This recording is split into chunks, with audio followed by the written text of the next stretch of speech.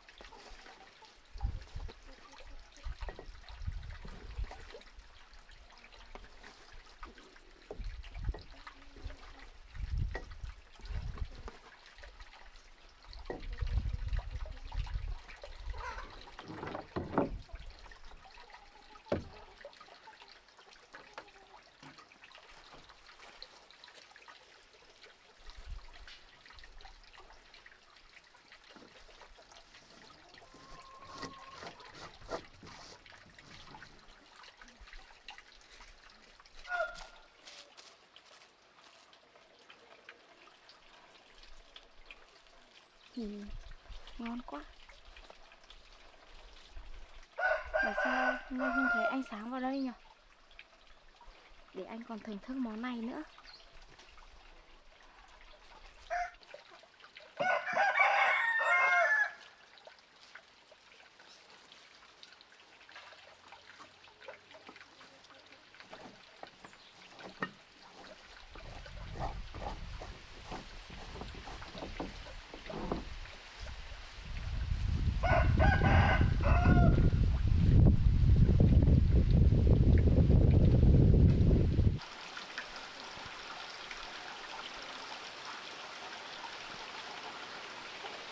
Hay là ở trên xưởng gỗ nhiều việc quá, anh Sáng không có thời gian vào đây nhỉ? Thôi mình lên đấy xem có giúp được anh ấy việc gì không.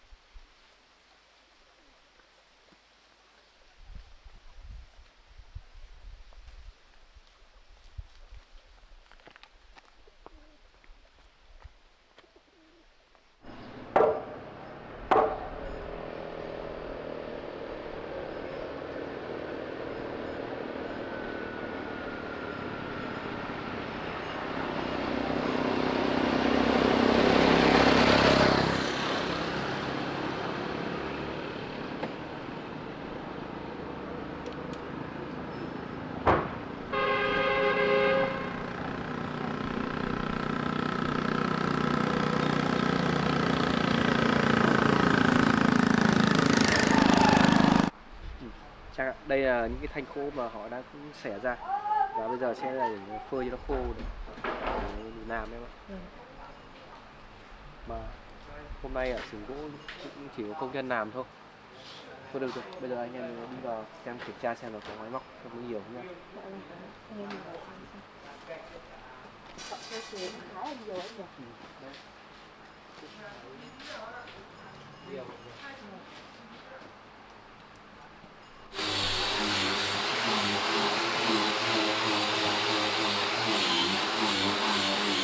Máy của xưởng gỗ này cũng có rất nhiều em nhỉ?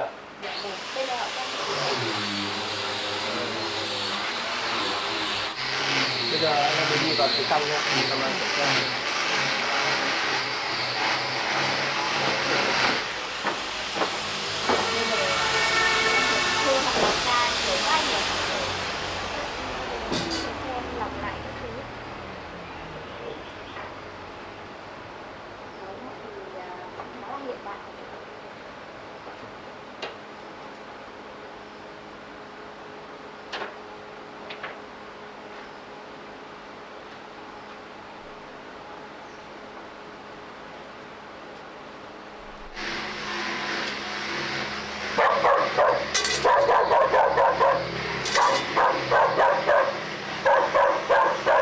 bên này họ đã chuyển đổi những vỏ bào,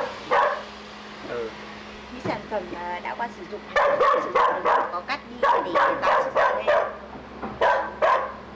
Anh xem máy móc cái này cũng rất là đầy đủ. Bây giờ anh sẽ xem tay của công nhân như thế nào.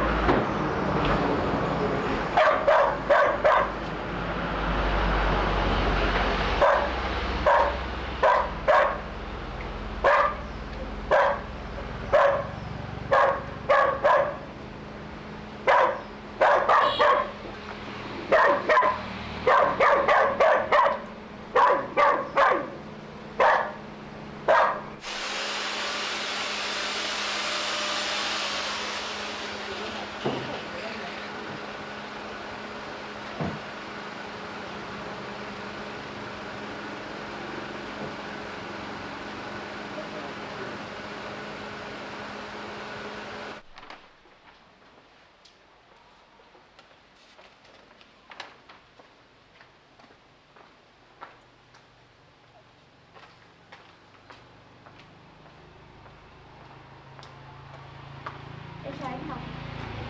Yêu ạ. Hôm nay anh Sáng không đến đây à anh? Giám đốc với lại Sang là hôm nay đi xem xưởng sản xuất mới để chuẩn bị cho đơn hàng của công ty mình ở đây là mới ký hợp đồng với bên chỗ anh Xuân. Thế ạ. Khi mọi người ở xưởng thế nào này? Mọi người hôm nay đi lắp cửa cho khách hàng. Hôm nay có một mình anh ở đây để trông coi xưởng thôi. Em cứ tưởng là mọi người làm việc ở đây thì xuống xem có giúp được việc gì không. Công việc ở đây nặng nhọc lắm, Tử Tiêu không làm được. Tử Tiêu bây giờ đang mang bầu ấy. Thì cái công việc đấy chỉ đàn ông bọn anh thôi. Thì em thấy đánh giấy rác các thứ thì cũng công việc nhẹ, thì em cũng giúp được mọi người. Vì bây giờ em thấy cũng sắp đến Tết rồi, làm việc cũng công ty cũng nhiều ấy. Thế ở trong kia có hàng gì để đánh giấy rác hay là công việc nhẹ nhẹ thì em có thể hỗ trợ các anh được không? Anh Học, em đang hỏi anh là ở bên trong kia có cái hàng nào để đánh giấy rác được không? Em có thể giúp anh được không? Em không làm được đâu, bây giờ phần việc trong đấy là xong hết rồi. Bây giờ chỉ là bên phần kỹ thuật thôi mà. Tử Tiêu ngồi đây chờ anh một lát nhé. Dạ vâng ạ, anh cứ làm công việc đi ạ.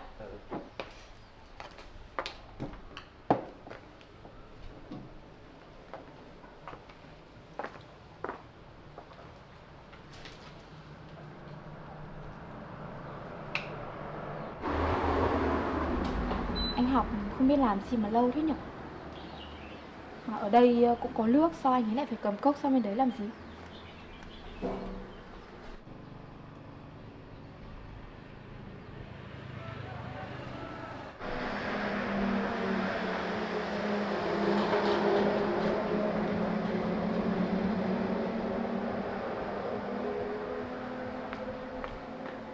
Anh Học, anh làm gì với cái cốc nước này đấy?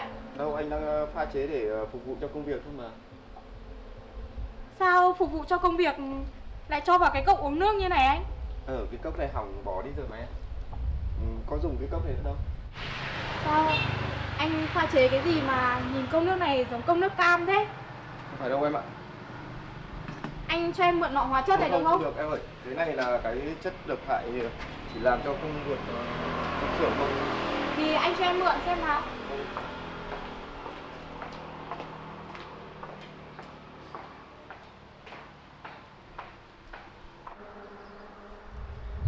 Không biết anh Học đang làm cái gì không biết. Hay là mình đi về để mình không ở đây nữa.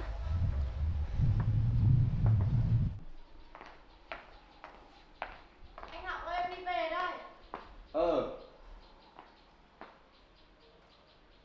Đang pha thuốc thì nó lại nhìn thấy. Đây thì hạ độc làm sao được.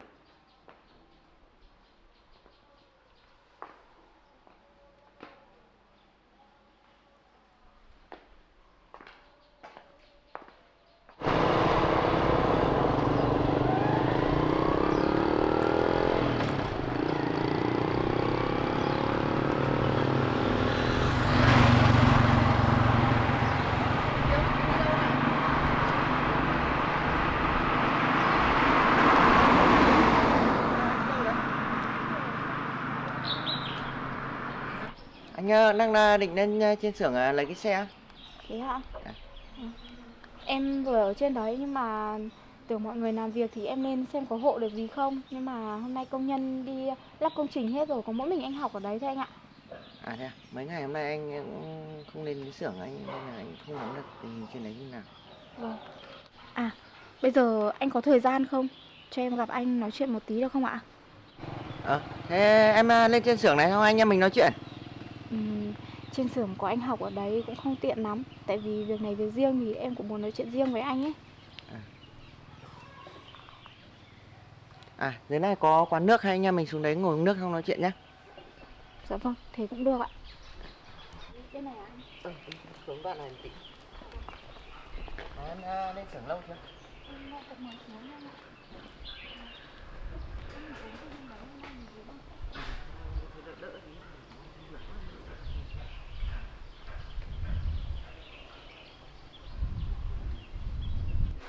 Sản phẩm này là gì nhỉ anh nhỉ? Sản phẩm này là xưởng đang đóng về cái phần là về bên đồ thờ đấy em ạ. À, đồ thờ ạ. Như cái này thì ở chỗ Cái này là cái viền của cái bàn thờ đấy em ạ.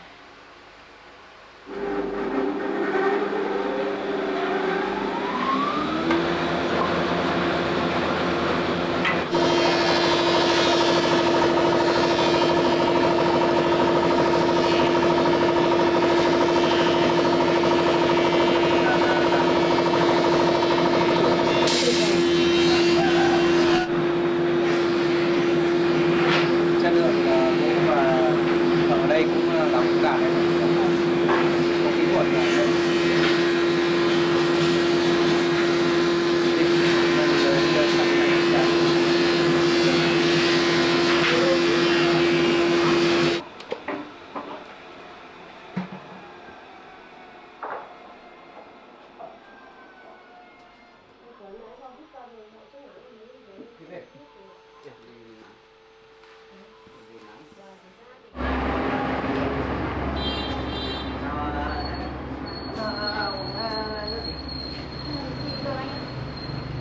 cho một xuân dâu nhé, một cà phê.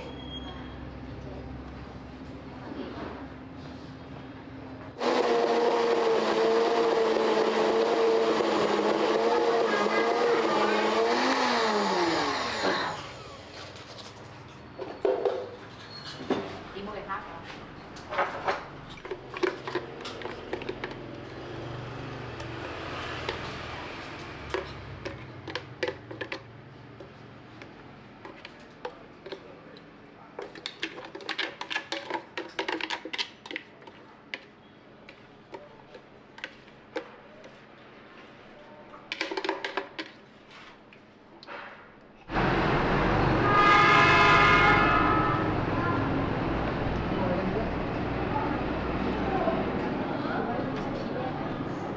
Gần Tết rồi.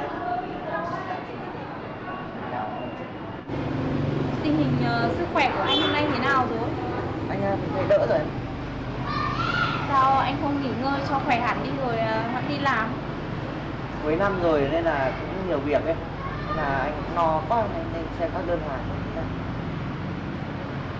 Mà anh sáng nay không đi cùng em à? Không, sáng nay anh ấy chắc là bận công việc anh ạ. Em ở trên nhà xuống sườn gỗ nhưng mà không thấy anh ấy ở đấy. Em có việc đang định xuống nhà để gặp anh, hỏi anh một số việc. Chắc cũng cuối năm rồi anh đi tổng kết gặp các đối tác ấy. Có việc này em cũng muốn hỏi anh. Em Thật ra em hỏi cũng không có ý gì đâu nha anh nhá. Tại vì lần trước ấy, cái mẫu thiết kế của công ty mình bị bán ra ấy, thì anh đã tìm hiểu về việc đấy chưa? anh cũng tìm hiểu rồi nhưng mà chưa được nhiều lắm. Trước anh có đi qua cái bên là đối tác của công ty sáng ấy, thì gặp cái anh bên kia thì anh có thể ra thì công ty mình vẫn chưa sản xuất nhưng mà lại bán ra mất rồi.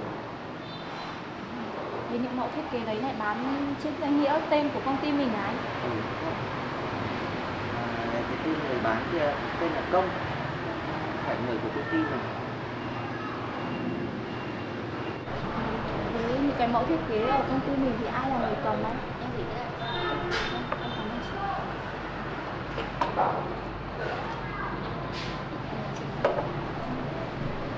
Ra cái mẫu thiết kế đấy anh Sáng là giao cho anh làm, mà anh lại giao cho Trang với là anh Học là quản lý ở đấy nữa, mà chỉ có 3 người bọn anh biết thôi.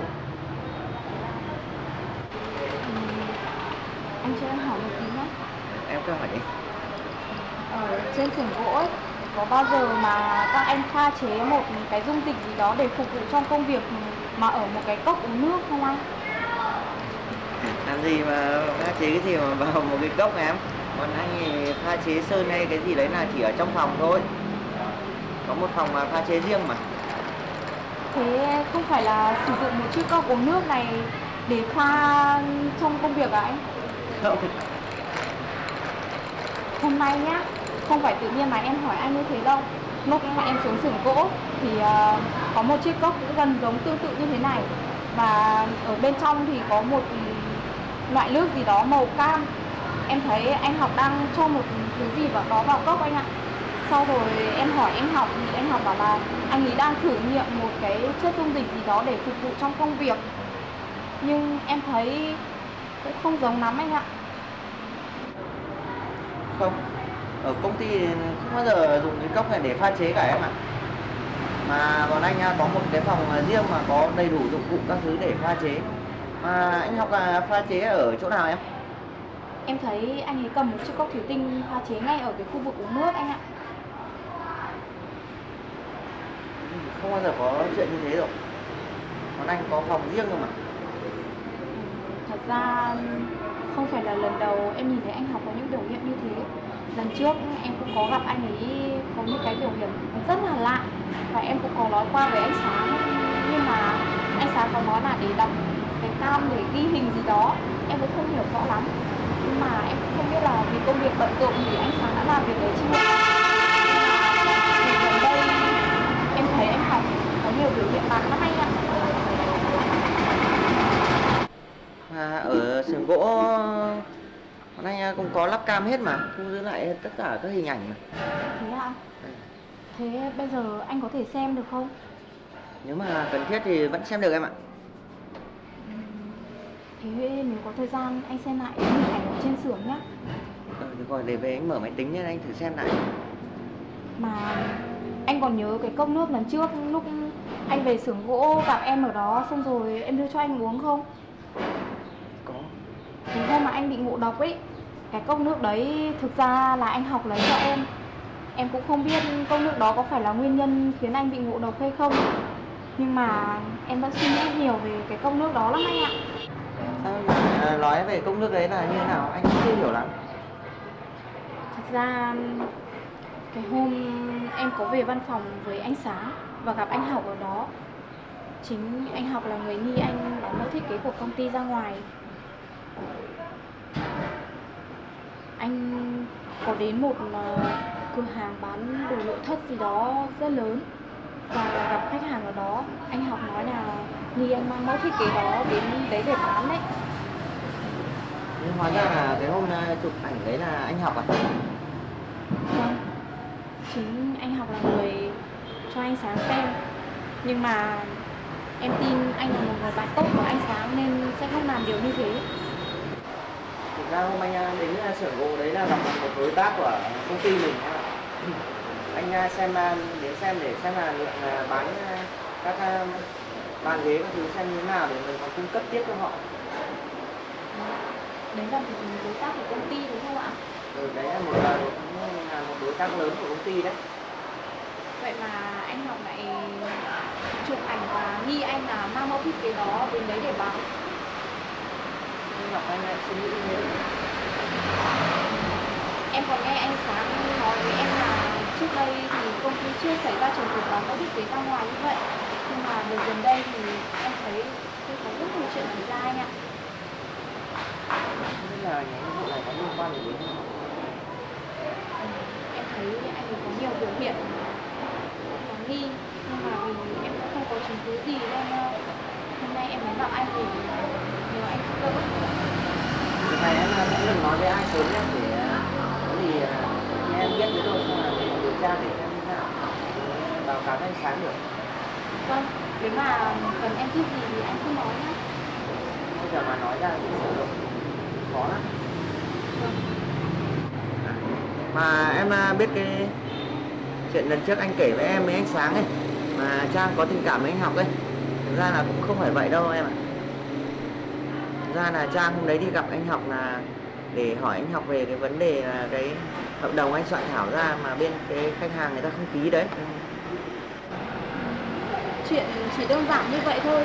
Thế mà sao lại có người chụp ảnh để gửi cho anh xem được nhỉ? Ra hôm đấy là có một người bạn bảo là em của anh Học đã gửi hình ảnh đó cho anh, mà bảo anh là khuyên Trang không nên yêu anh Học, sợ là vỡ hạnh phúc gia đình của anh Học. Nhưng mà anh Học, vợ anh ấy bỏ đi và anh ấy cũng đang đi tìm vợ. Nhà anh ấy ở cách đây xa cơ mà có phải ở gần đây đâu. Thế anh có nhớ hay là có hình ảnh về em trai của anh ấy không? Không, đấy anh không liên quan gì đến bạn này mấy nên anh khôngถูก. Có khi nào họ lại cố tình để phá vỡ tình cảm của anh với Trang không? Anh cũng không hiểu sao dạo này mọi công việc đều không suôn sẻ với anh. Mọi việc là mọi khi anh sáng anh giao cho anh là anh đều hoàn thành tốt các nhiệm vụ. Em cũng thấy như vậy anh ạ. Từ chuyện tình cảm của anh với Trang cũng là liên quan đến anh Học. Có một người nói là Trang có tình cảm với anh Học nhá. Xong rồi đến cái bản hợp đồng anh soạn thảo, hôm đó cũng là anh nhờ anh Học đi gặp khách hàng để ký nhưng không thành công. Tiếp theo lại là những mẫu thiết kế của công ty bị bán ra ngoài. Cũng là anh Học nghi anh là người bán mẫu thiết kế. Anh có thấy chuyện này lạ không? Tất cả đều liên quan đến anh Học và anh. Và mọi việc hình như tất cả đều là do lỗi của anh cả.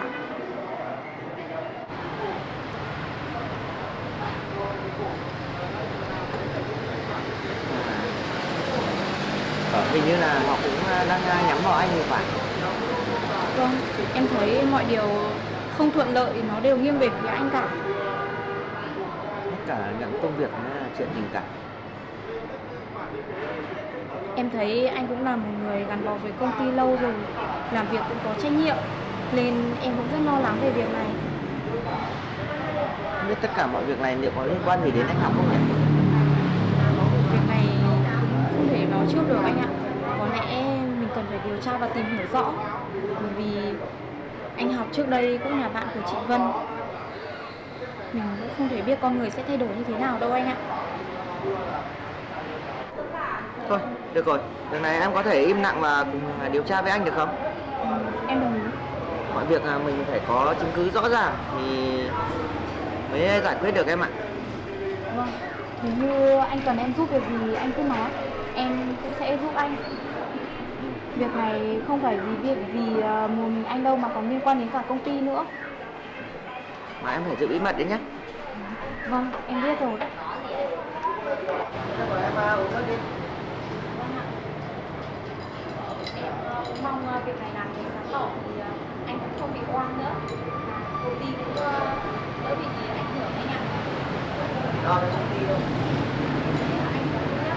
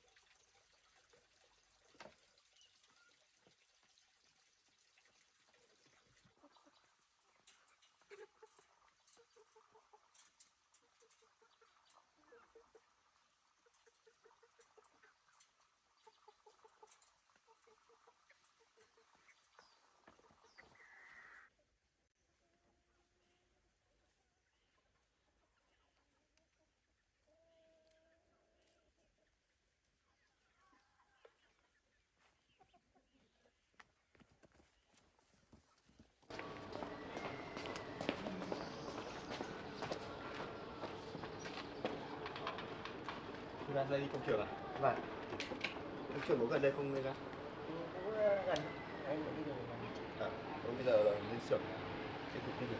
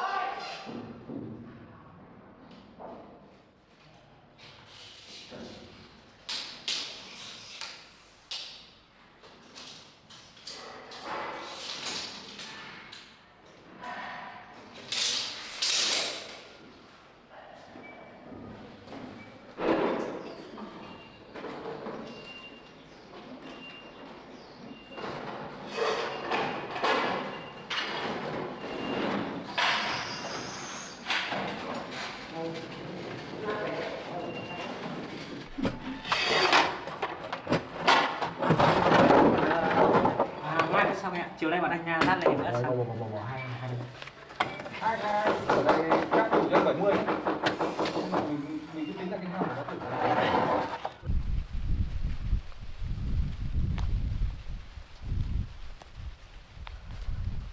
Wow, củ này to thế.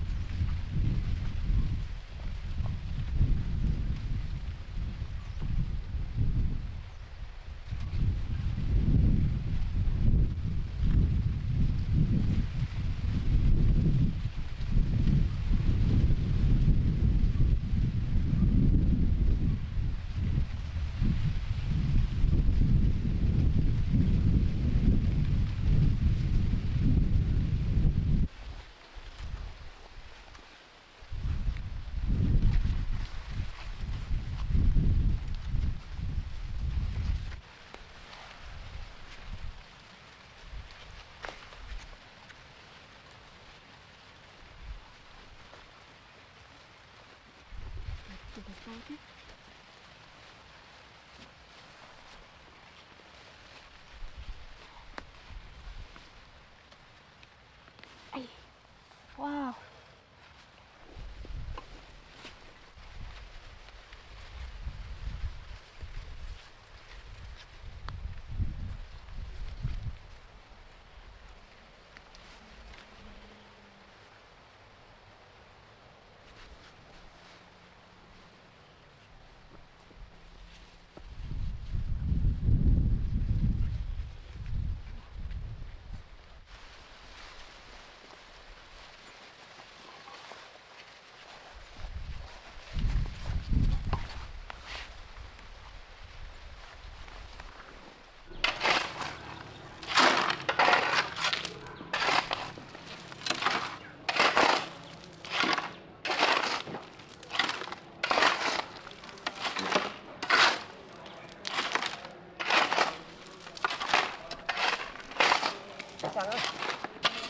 Tất cả mọi kích thước cửa em đã kiểm tra đều chính xác rồi.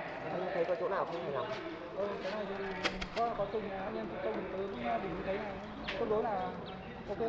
Chỉ một số chi tiết nhỏ nhưng mà những cái đấy trong cái công trình thì mình cũng thể tránh được. Thì lúc có cái gì nhỏ quá thì anh em cùng nhau cố gắng để khắc phục cho nó hoàn chỉnh. Nếu mà cái chỗ nào nó ấy quá thì em khắc bảo là thợ sửa lại cho anh. Rồi ok, làm sao để khi mà hoàn thiện rồi anh em mình khi bàn giao công trình thì giữa nhà thầu và chủ nhà nó sẽ hoàn hảo và không có vấn đề gì xảy ra. Cái này anh lấy cát thì anh đổ ở đâu? Thông báo với em là cái vật liệu này nó còn thừa ấy thì cho anh xin một ít thì anh đổ cái sân rửa đằng sau, vì nông thôn mình ấy lúc nào cũng phải cần một cái sân rửa để cho mọi cái sinh hoạt cho nó phù hợp một tí. Anh cứ bảo anh em đổ thêm ra đấy cũng được. Ok.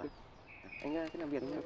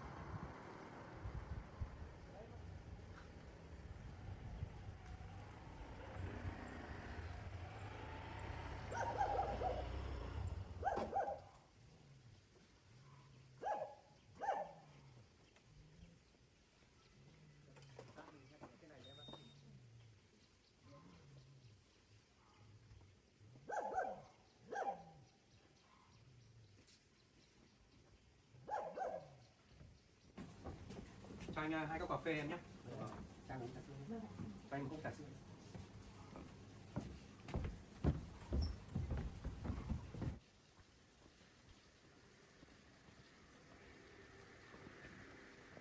Chào anh ạ.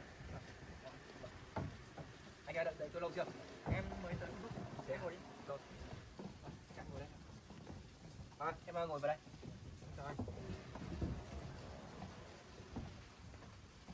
Thế các anh muốn gì ạ? Vâng, tôi cũng vừa mới gọi đồ dùng uống rồi anh ạ. Trang đây thì chắc anh Việt cũng đã biết rồi đúng không? Còn đây là Hoàng, em trai của tôi. Cậu ấy cũng vừa bên nước ngoài về, anh Hoàng Việt ạ. Giới thiệu với Hoàng, đây là anh Hoàng Việt, đối tác của công ty mình em ạ. Rất vui được gặp anh, lần nữa rất vui được gặp anh.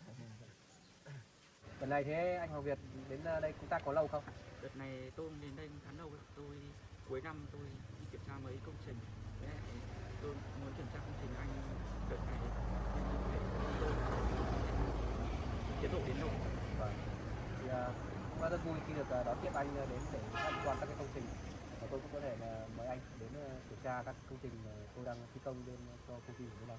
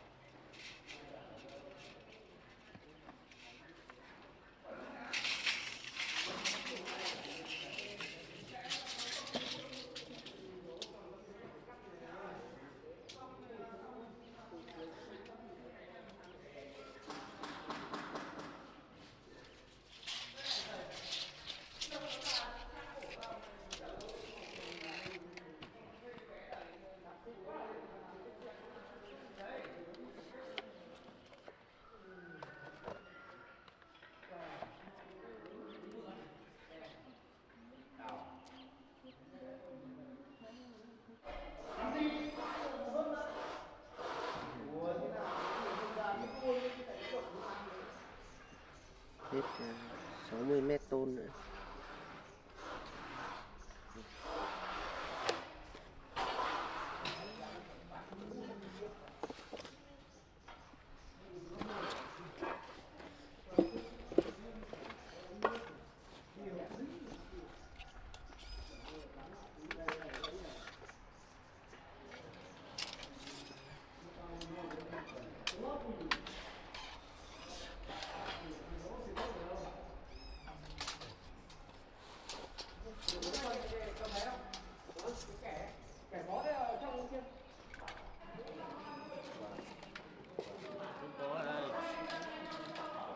Có cái găng cái nút ở đây này, chụp ở đây này, găng nhựa cao su. Còn biết ống không thì làm sao mà được? Nó tưởng cho bê tông xung quanh mình ấn xuống. Nếu không, Cái này nó nằm thỏm ấy chứ. Nó lâu thỏm.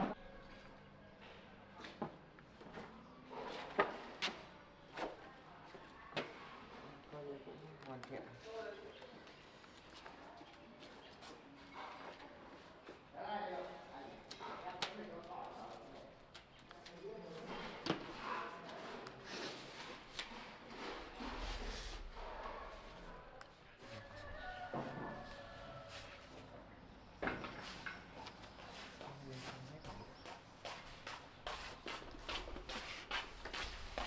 Nhầm một ly là đi một dặm ngay chứ nói đâu. Nói với em là trước đây thì công ty chưa xảy ra trường hợp bán mẫu thiết kế ra ngoài như vậy. Nhưng mà đợt gần đây thì em thấy có rất nhiều chuyện xảy ra anh ạ. Không biết là những vụ này có liên quan gì đến không? Em thấy anh ấy có nhiều biểu hiện đáng nghi. Nhưng mà vì em cũng không có chứng cứ gì nên hôm nay em mới gặp anh để nhờ anh giúp đỡ. Việc này em cũng đừng nói với ai sớm nhé, để có gì nghe em biết với tôi xong là mình điều tra để xem như thế nào. Báo cáo với anh sáng được. Vâng, nếu mà cần em giúp gì thì anh cứ nói nhé. Bây giờ mà nói ra thì sử dụng khó lắm.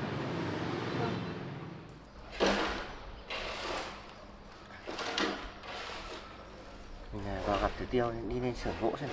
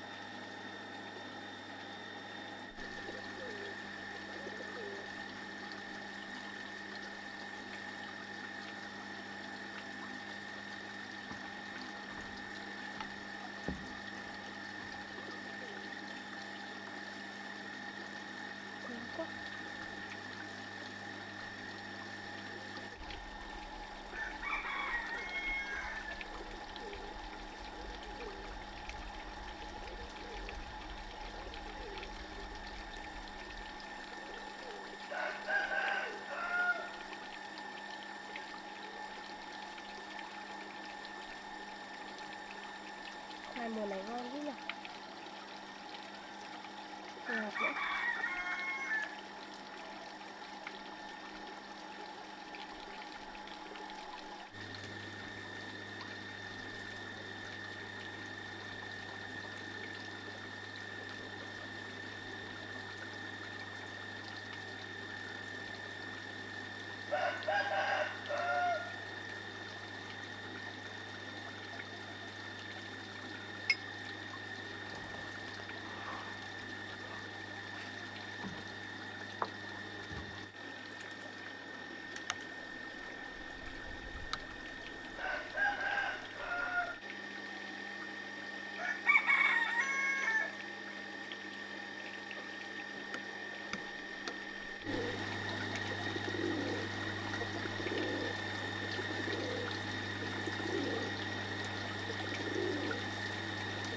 Cái này thì sẽ phần cho anh Sáng.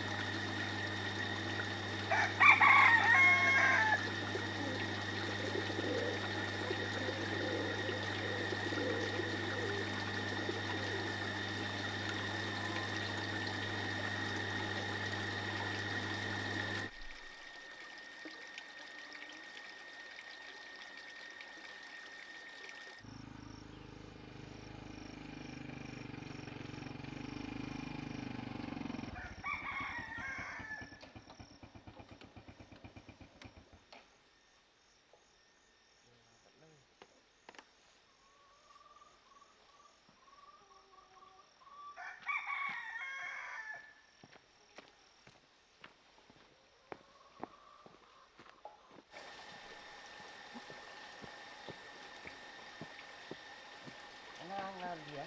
Anh vào đây ngồi. Anh đang nuôi đường gà đấy. Có mấy con chim đấy.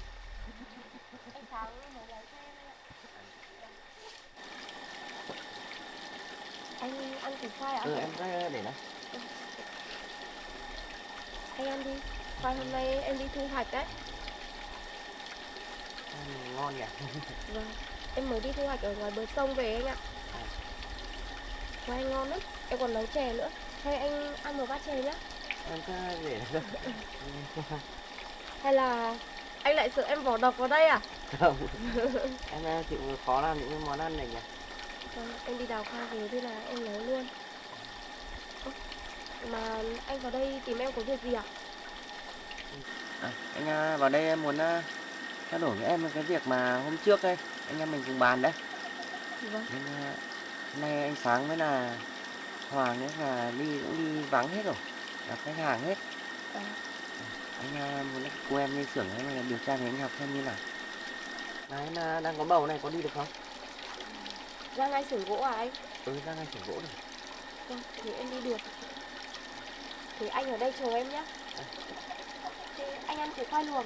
Không ăn đâu, anh chất gọn.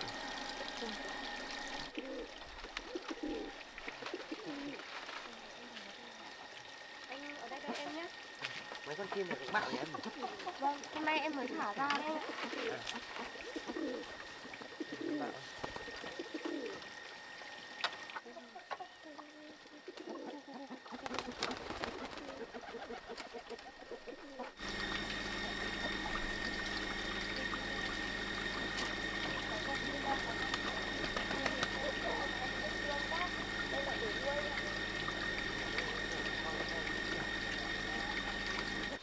Gà này cũng đẹp rồi. Em ra vào quên hết khu này vào rồi. Con gà này thì con gà nó khỏi đi sai. Con gà này cũng ngoan lắm. Chúng mày đóng cửa. Đây có một con đây rồi. Con đấy con gà mái thì nó bay vào được.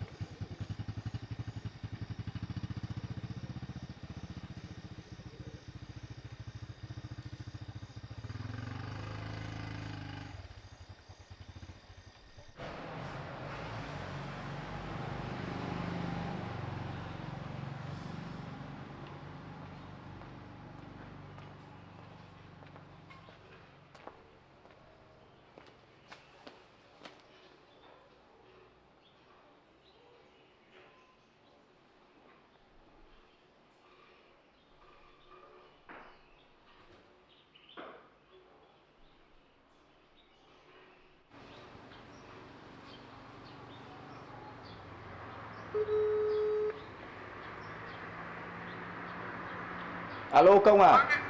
Tôi nghe đây bạn ơi. Tôi là làm bên xưởng sản xuất của công ty ánh sáng ấy.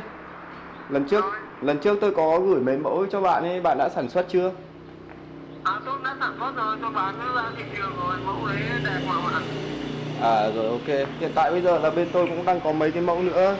Bạn có nhu cầu thì tôi sẽ gửi qua cho bạn tham khảo. Bạn chụp ảnh ấy, xong rồi bạn gửi cho tôi đi để tôi còn làm việc các mẫu trước bán rất là tốt đấy. Rồi Các rồi bạn rồi. có mẫu mới thì bạn gửi cho tôi nhé. Rồi ok bạn. Nhá. Thế nhá. Rồi rồi chào bạn.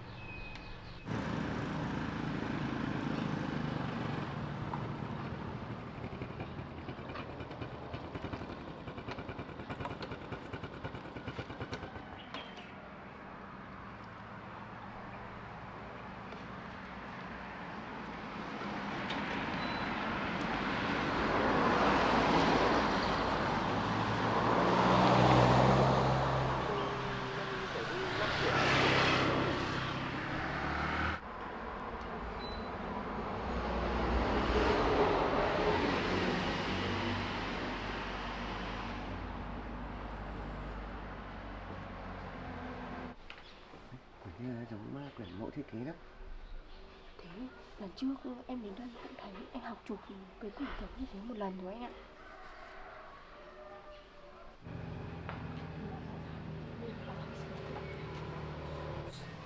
Từ từ đã nghe bạn, để xem là anh ấy gửi cho ai và cấu kết với công ty nào nữa chứ. Thế nữa ạ? Mình phải kiếm bằng chứng rõ ràng thì mới được, không anh ấy cãi. Chụp là nó có kiểu Đúng rồi anh ạ.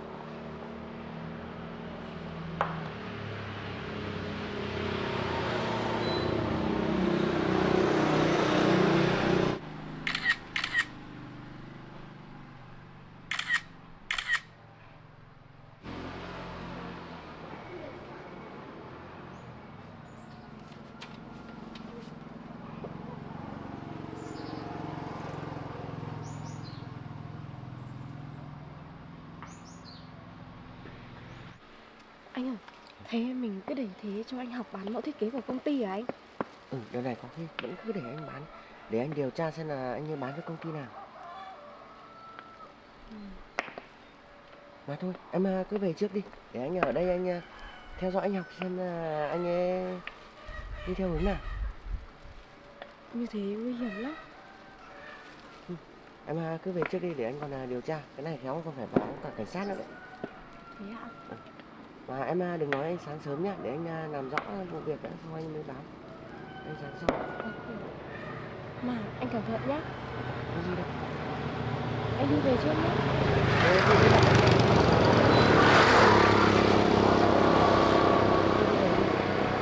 Anh cẩn thận nhé.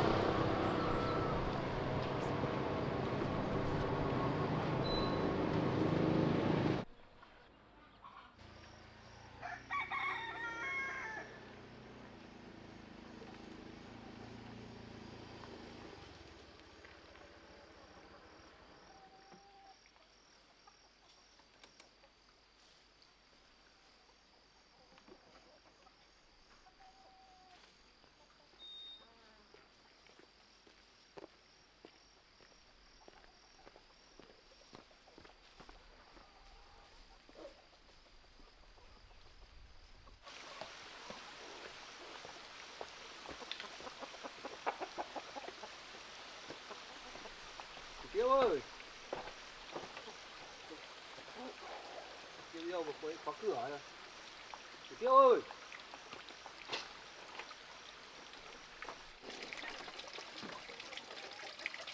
Cô ấy đi đâu? Mình khóa cửa rồi.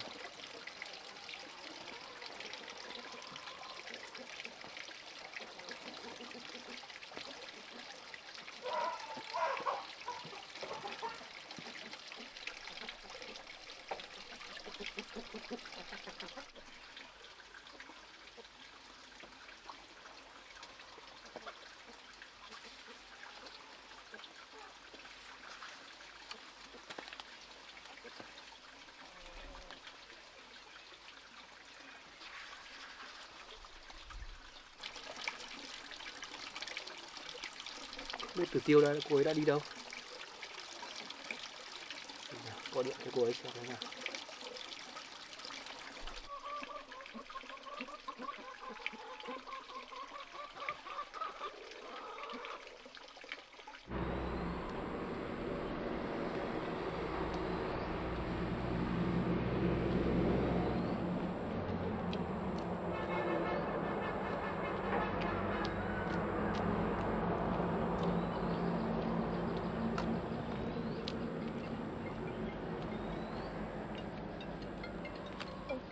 Anh Sáng gọi mình có cái gì nhỉ?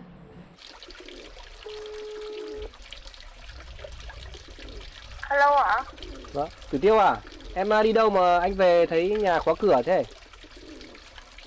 Anh mới đến hả? Ừ, anh đang ở nhà đây. Thế anh chờ em một tí nhá, em cũng đang đi về rồi. À thế à? Ừ, thì em đi đường cẩn thận em nhá. Vâng ạ. Ừ, thế anh chào em. Chào anh. Ừ, chào em nhé. Không biết là Tử Tiêu đã đi đâu.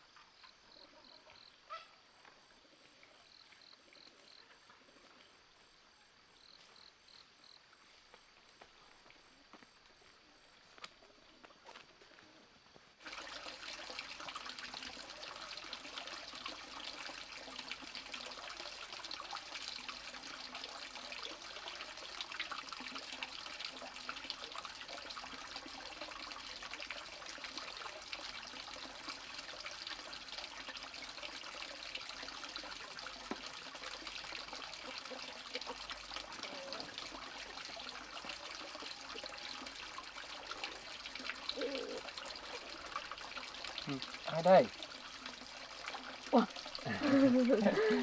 Em đi đâu về đây? Em đi xem có ai thuê làm không để em kiếm tiền. Thế không cháu làm việc cho anh. Anh vào lâu chưa? Anh cũng vào một lúc lâu rồi. Anh đang ngồi đọc sách. Thế ạ? Ừ. Anh đang vào cuốn gì đấy? Anh đang đọc cách chăm sóc thai nhi và em bé này, mới sinh nhá. Thế là về em có cửa thì anh cuốn sách đây thì em đang ngồi em đang đọc. Vâng, em có cầm chìa khóa đi đây rồi anh ạ. Ừ. Anh chờ em mở cửa nhá. À, em có món này luôn á. Để em lấy cho anh nhá. Ừ.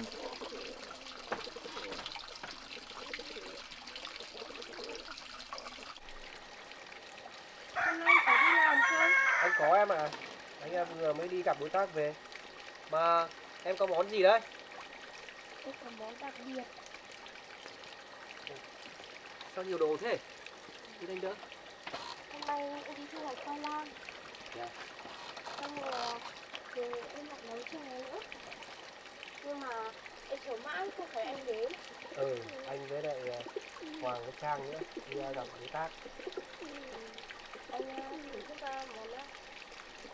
Thì em nấu thì có ngon không? Nhìn hấp dẫn thật đấy. Anh ăn đi. Ừ. Mà em ăn cùng với anh nhé. Ừ, thôi anh ăn đi, em cũng mới ăn rồi. Đấy, Em nấu được 3 bát mà. Anh ăn đi. để anh thử thích nhé.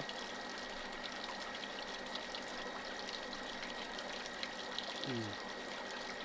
Ngon em ạ. Mà nó có một cái vị mát mát. Vâng, khoai lang mới đào lên cũng bở mà ngon lắm. Ừ. Còn đây là món thịt heo khô nữa. Hôm trước em làm nhưng mà chờ mãi không thấy anh đến để thưởng thức xem em làm có đạt không. Thế à? Vâng, Thế là hai mẹ con vẫn phần anh đấy à? vâng. Anh thưởng thức xong rồi xin cho em được mấy điểm ở món này nhá. Ừ. Món này cũng anh nhìn thấy cũng có vẻ.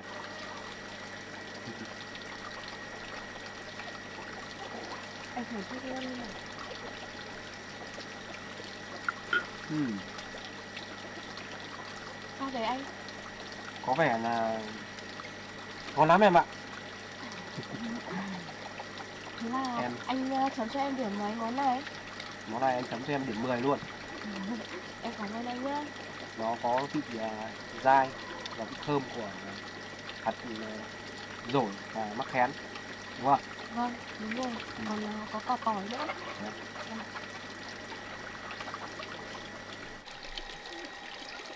Anh cảm ơn em nhé. Anh cảm ơn em. Thì lúc nào em cũng nghĩ đến anh, đã phần cho anh những cái món ăn rất ngon như này. Thì anh cũng quan tâm và giúp đỡ em rất nhiều mà. Hai mẹ con sẽ luôn ở bên cạnh anh nhé. Vâng.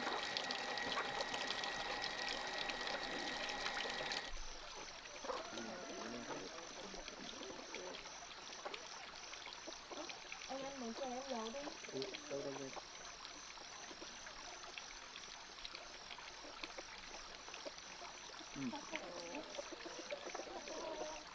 Ăn cái khoai nó rất bở em ạ. Vâng, khoai lang này mới đào lên ngon lắm anh ạ.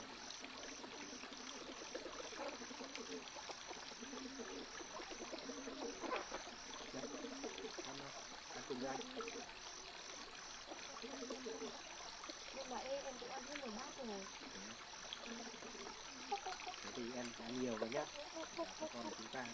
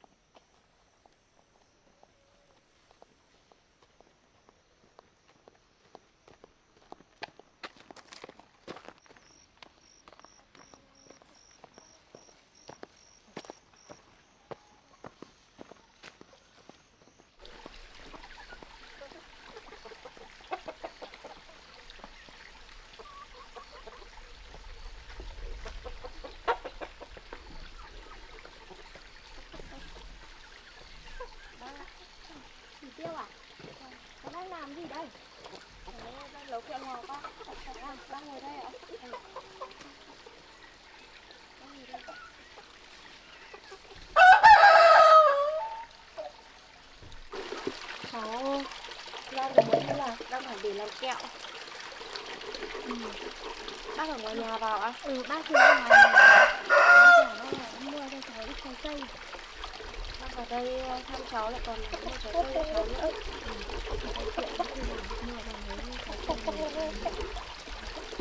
Thế thì này nấu kẹo lạc ăn ngon đấy. Vâng. Nhiều khéo tay quá. Đi làm được kẹo lạc nữa. Cháu cũng bảo nấu lấy một ít để mấy hôm nữa Tết ăn bác ạ. Thế là hình chắc cũng được rồi đấy bác nhỉ? Cái ấy xong là thành kẹo ấy. Đấy, phải thành cái đấy nó thành kẹo. Còn là được đúng không ạ? Còn nó còn nó như này là nó dai dai ấy. Được không ạ? Được đấy. Để pha lạc với nước. Cái dai dẻo như này là được.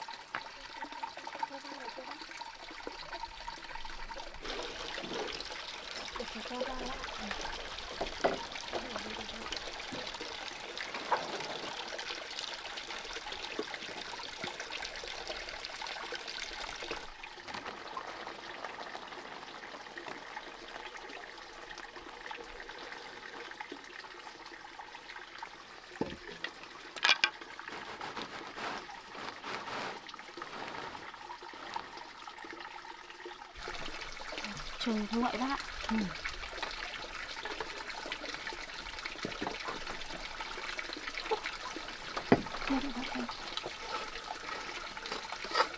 Chỗ này còn ít.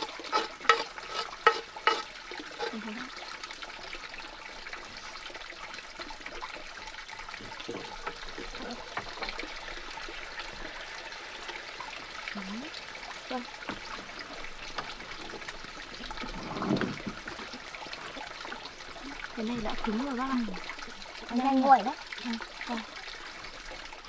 Cái này là không thể áp được bao giờ thì Để nó nguội nguội đã. Không có cắt nóng quá nó vỡ. Kẹo mình nấu được như này ăn nó đảm bảo lắm cháu.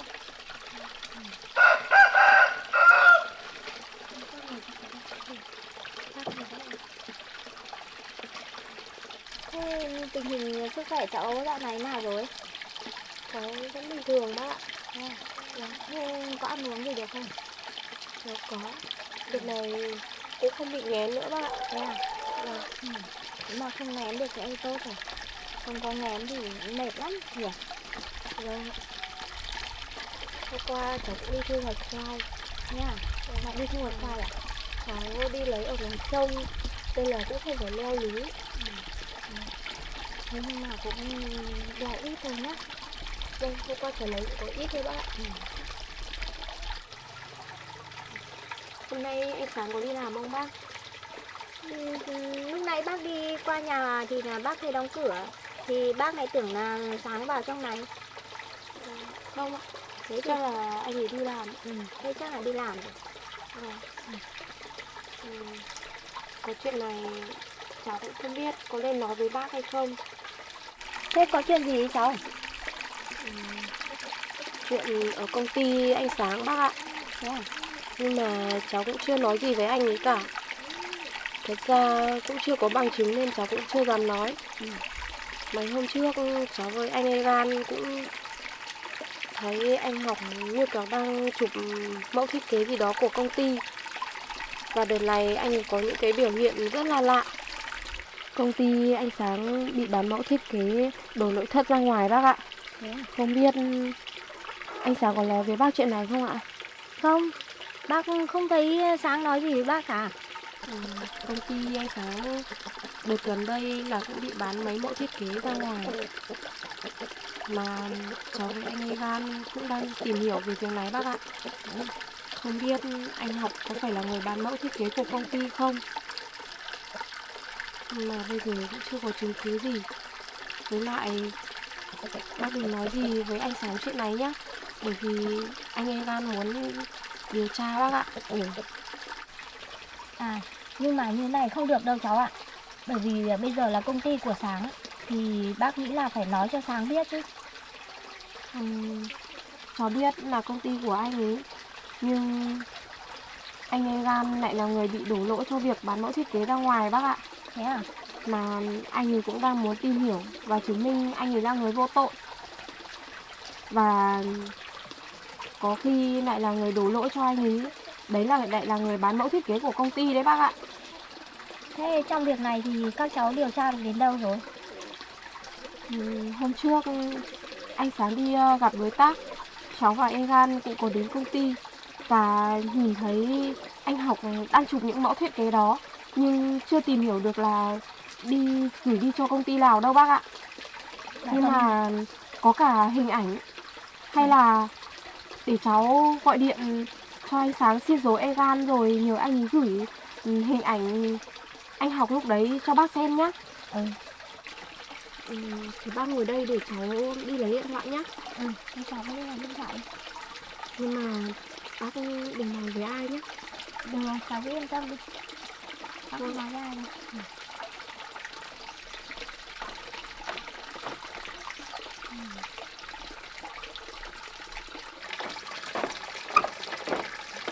Cháu cũng không biết sử dụng điện thoại nhiều, nên lúc đấy chỉ có anh ấy Gan chụp được ảnh thôi bác ạ. Để cháu gọi anh Sáng xin số của anh ấy Gan lấy ảnh cho bác xem nhé. Thì cháu thử gọi xem.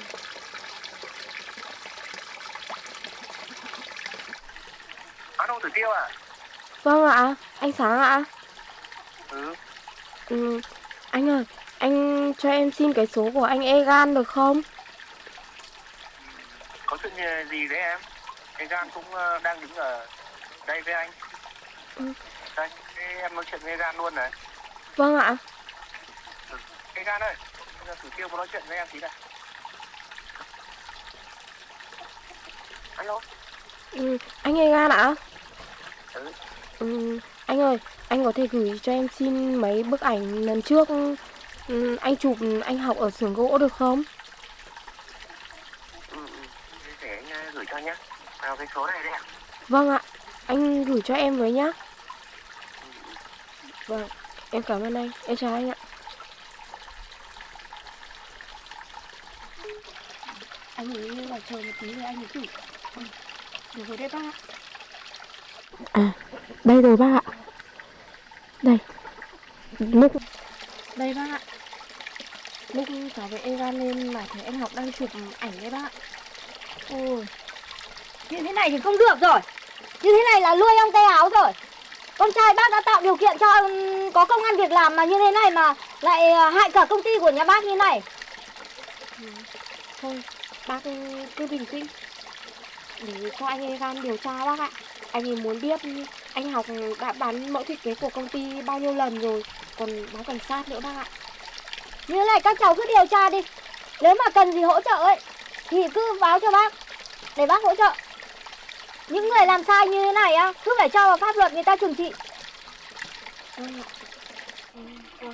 Thế bác ơi bác, lúc nào cháu cần thì bác giúp đỡ cháu với nhé. Được rồi, lúc nào mà cháu cần đến thì cứ gọi cho bác nhé. Cháu sao thế? Lại lên rồi à? Cháu thấy ghê cổ quá bác ạ.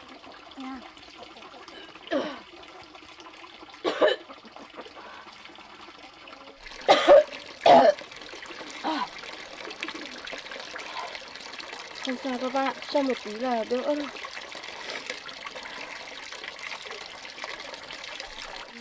À, ở trên vườn cháu cũng có một ít rau ngon lắm. Bác ở đây đợi cháu lên cháu lấy cho bác một ít nhé. Thôi ba cháu trồng được có mỗi một ít rau ấy, thôi để lại mà ăn. Rau cháu trồng cũng được, nhưng mà một mình cháu cũng không ăn mấy đâu bác ạ. có cả hoa, có cả súp lơ nữa, ngon lắm bác ạ. Thế à? Vâng, bác chờ cháu nhá. Thế thì để bên hai bác cháu mình cùng đi lên trên vườn. Vâng, thế bác đi lối kia cho dễ đi ạ. Đây đi đường này à? Vâng.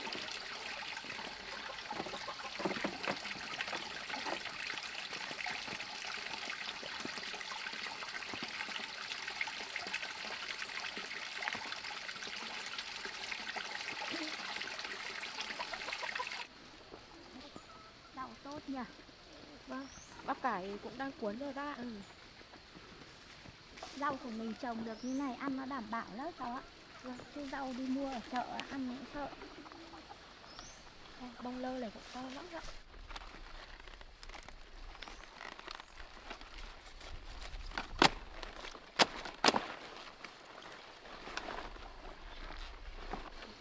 Đây bác ạ. Đây. To, bác cầm. Bác cầm lấy để cháu chặt cho bác cây nữa. Thôi, cháu ơi, chặt một cây thôi cháu ạ. Cháu chặt cho bác cây nữa. Không, thế thôi, chặt một cây này thôi. Sao mà ăn này. Để hôm nào bác ăn hết thì cháu lại chặt cho bác sau. Hôm nào ăn thì chặt thì nó tươi ngon ấy. Vâng.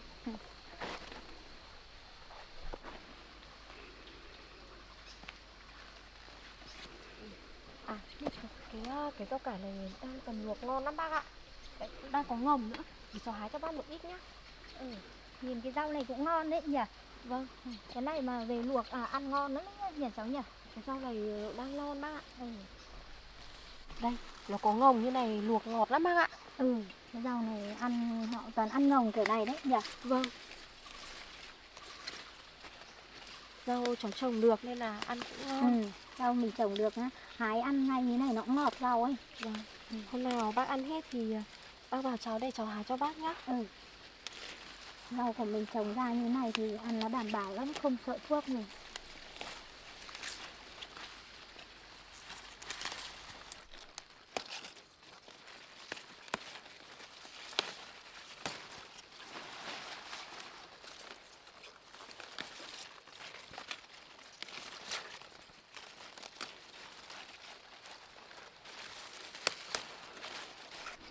Thôi thôi, cháu ơi, hái thế thôi.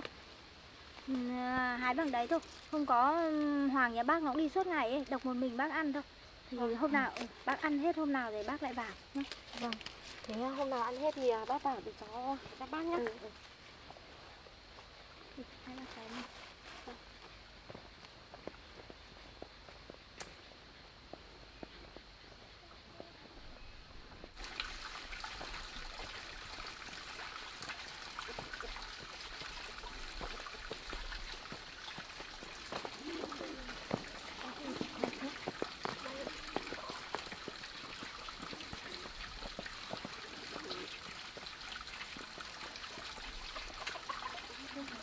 Chặt bớt lá này đi cho cháu để lại cái lá này để cho gà nó ăn. Cái này về luộc hay xào cũng ngon đấy nhỉ. Bác thích ăn rau luộc. Cái này để đây thái cho gà là ăn để cho thưởng. Cái chim này đang cần ăn đó.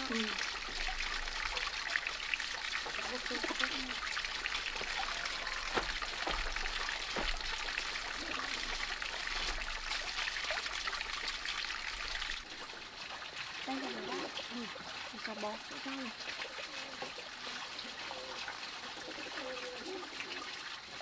Vì một mình bác ăn nó phải mấy hôm. Thế anh Hoàng ăn trên với bác nữa mà. Hoàng cứ đi làm suốt ngày ấy. Này cái rau này luộc ngon lắm bác ạ. Xong là đi lâu ngày xong về nhà xong là bạn bè đã cứ phải đi ăn. Thế bác ngồi bên đây uống nước đã. Nhưng mà có khi bác cũng đi về đây.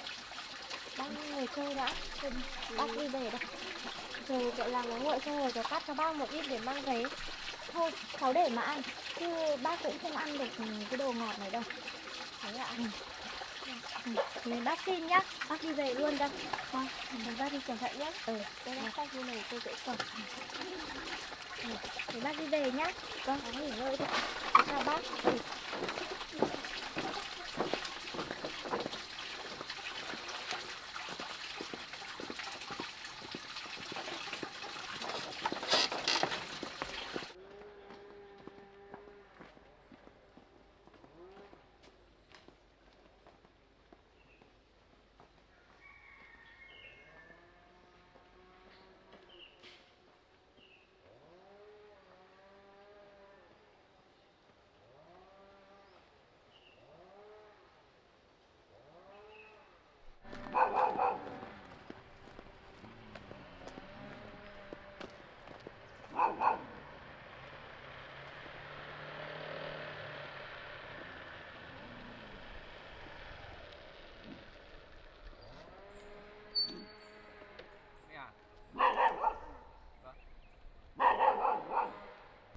Mẹ vừa vào trong nhà Tử Tiêu hả mẹ?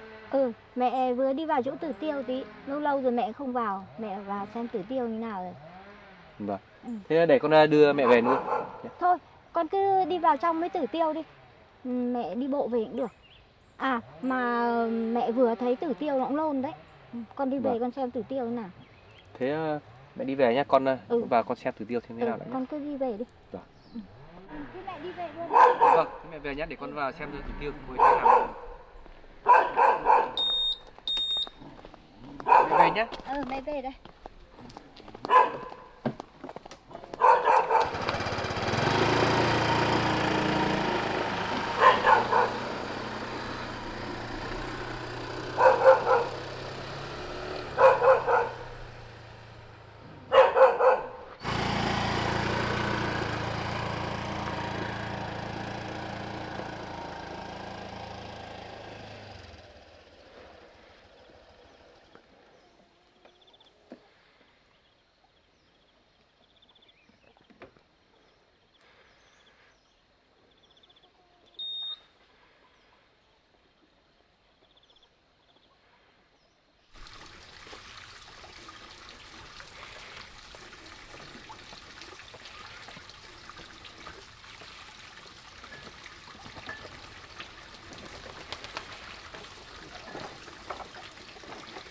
Em à?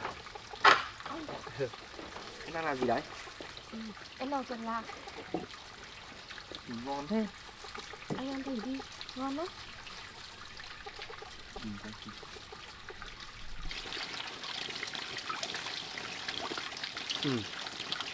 Ngon lắm em ạ. Giòn nhà anh ạ. Ừ. Anh xếp vào đây, đậy kín lại để cho nó không bị ướt anh ạ. Đúng rồi. Em nên bỏ vào đấy xong rồi đậy lại. Vâng. Ở trong nhà vẫn còn một ít nữa.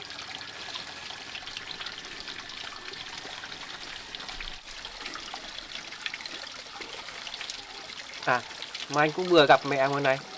Mẹ nói chuyện là em ở đây bị nôn à? Em cũng chỉ hơi gây cổ một tí thôi anh ạ. Lâu lâu cũng vẫn bị như thế, nhưng mà chỉ một tí là khỏi. Ừ, cũng may, thế là em không sao.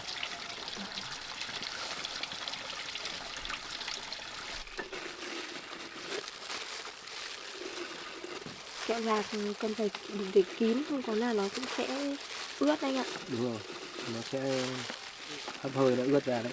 Vâng.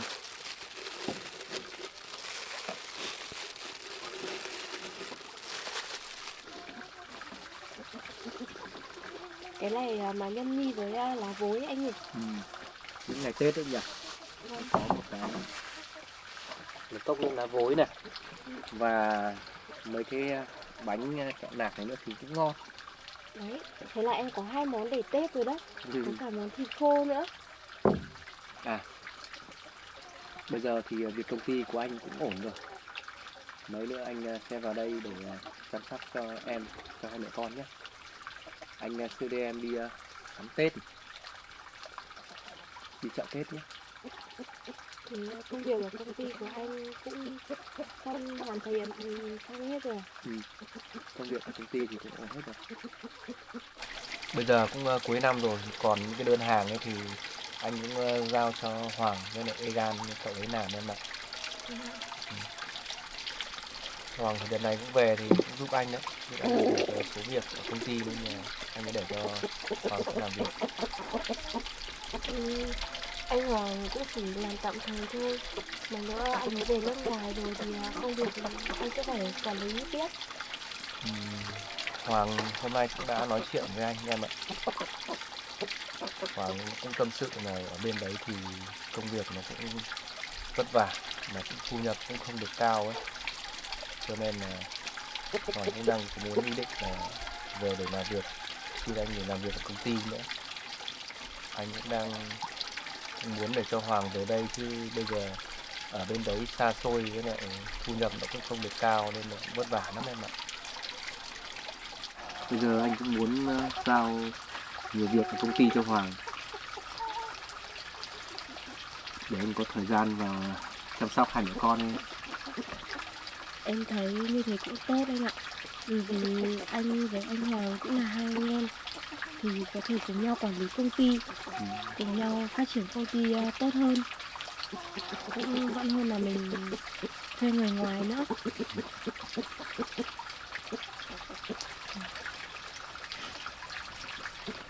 Anh chuẩn bị đi nhá, xong là anh sẽ đưa anh đi sắm đồ để chuẩn bị cho Tết Nguyên đán của mình nhé. Không phải sắm gì đâu anh ạ, em cũng có đủ rồi mà. Ăn em cũng chuẩn bị được rồi nữa, rau ở trên vườn cũng có nhiều, em chỉ cần có anh ở đây thôi. Anh thì lúc nào chẳng đây nghe.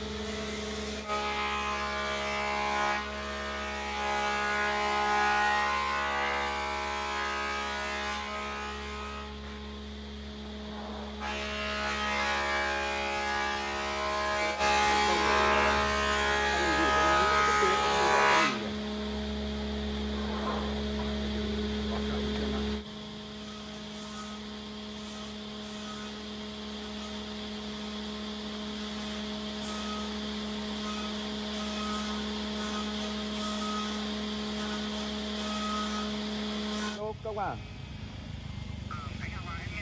Vâng, cho hỏi là mấy cái mẫu thiết kế hôm vừa rồi tôi gửi cho anh ấy, anh đã đưa vào sản xuất chưa?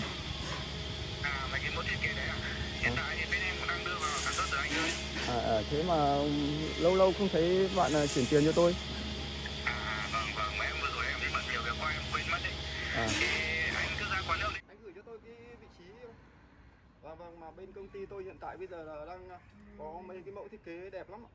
Nếu mà anh quan tâm thì tôi sẽ gửi qua cho anh tham khảo. Vâng, ok anh nhá.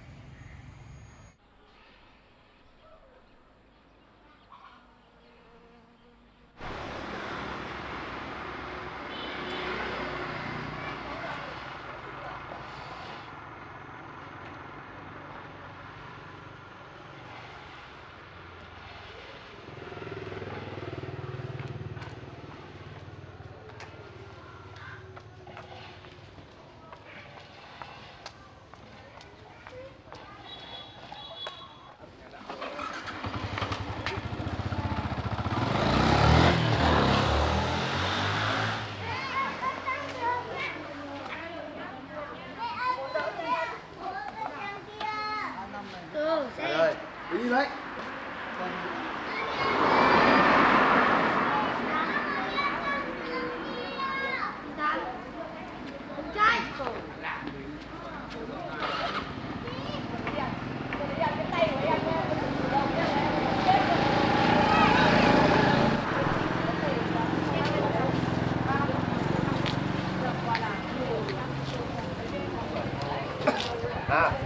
Đi mượn luôn cái miếng này.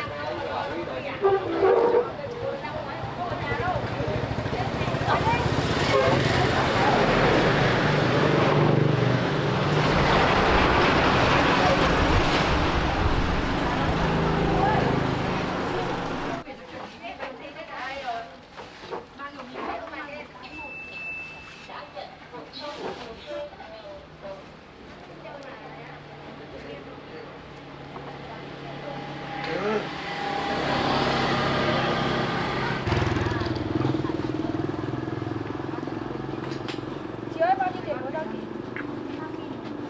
Nếu chị hay mua đi.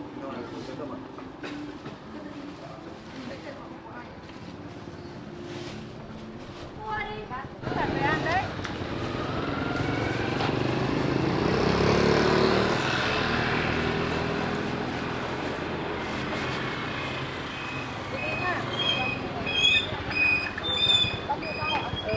Bác lấy bao nhiêu này?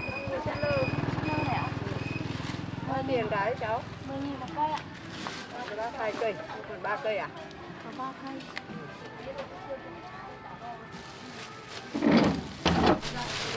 Vừa đã bay các chị chuyển nhiều cho nhiều tỏ vào đây. Của bác là 2 chưa hết. Đây bác gửi tiền có. Hết tưởng là được lên xe hỏi là. Không được có đâu thế à? Tối nay ra xem một thanh nhảy. Tới đây chúng tôi có đây.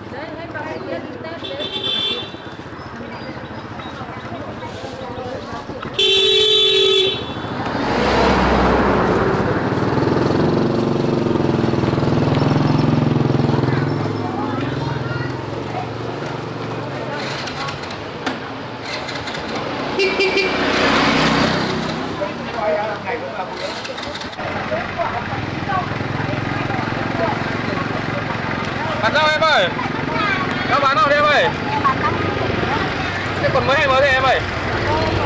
Thì rồi anh tốt.